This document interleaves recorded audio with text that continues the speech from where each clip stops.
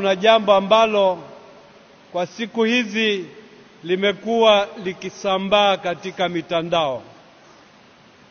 Ni tangazo lililotolewa kuhusu semina ya walei. Naomba nitamke awali ya yote kwamba tangazo hilo halikutolewa na ofisi yangu. Kwa hiyo sio tangazo linalobeba sahihi yangu au lililotangazwa kupitia kwa chancellor au katibu mkuu. Hilo liwafanye mtambue kwamba sio tangazo rasmi. Jambo la pili, jambo lililotangazwa kwamba litafanyika tarehe 29 mwezi wa 10 katika kalenda yetu ya jimbo limepangwa kufanyika tarehe 29 mwezi wa 11.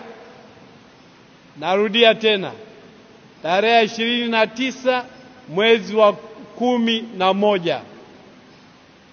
Kwa hiyo wale wanaohangaika wakidhani kwamba kanisa Katoliki linataka kushindana, kulumbana au kushikana mieleka na serikali, wajambue kwamba sisi hatuna mpango huo.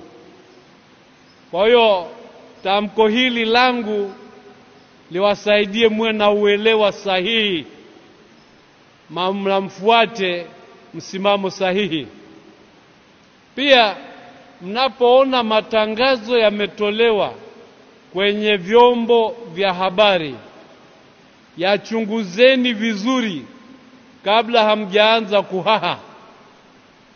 Manake siku hizi kumekuwa na kuhaha kwingi, na huko ni kutokana na kutokuwa makini, kutokana na kutochambua na kubainisha uhalisia wa jambo linalotangazwa.